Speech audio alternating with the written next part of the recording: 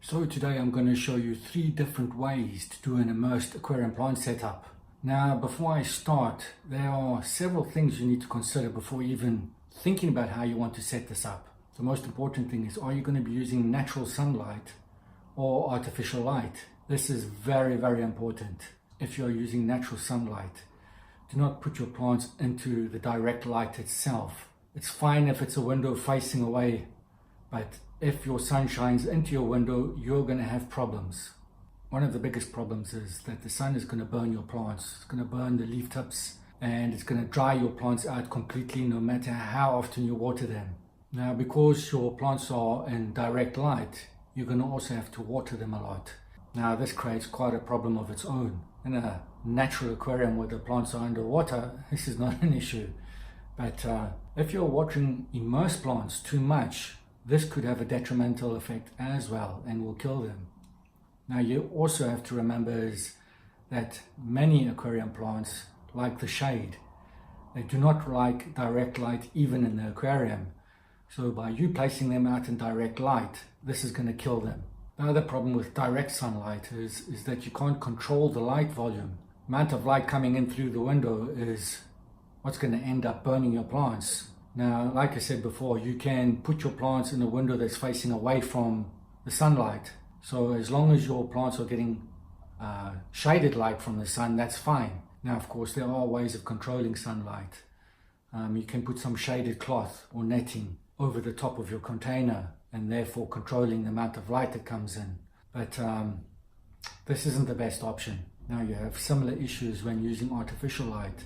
You must make sure that the light you use, you can control. If you can dim the light in some way, according to the brightness that you require, even better. And you also have to make sure that the light source isn't too close to the container, because once again, you can end up burning the plants. So now, if you are using natural sunlight and you're going to be placing your container on the windowsill, this now has an effect on the size of a container that you can keep. So obviously you won't be able to keep very large containers.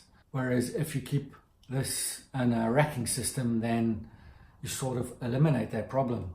Okay, so the next thing you need to consider before thinking about doing your setup is what kind of soil, if any at all, are you going to be using within the setup itself. Now, some plants do a lot better when placed on top of soil. Others do better when they're placed on little clay pellets, and others do well sitting in pots. Now, if you're using pots, you need to consider, are the pots going to sit in water? Are they going to float above the water? Or are you going to use a misting system? So you need to pay attention to this.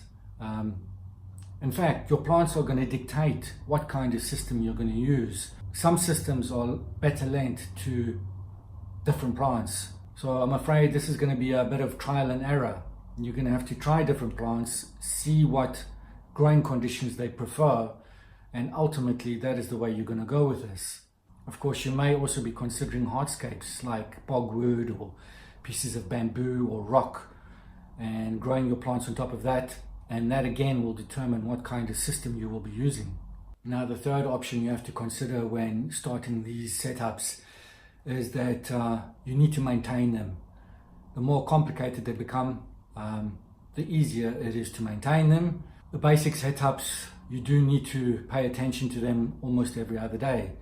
Now, with this in mind, watering, this is very, very important. In these immersed systems, you can get away with watering maybe twice a week, but once again, this is plant dependent, and you could end up having to mist or water your plants every day, if not twice a day.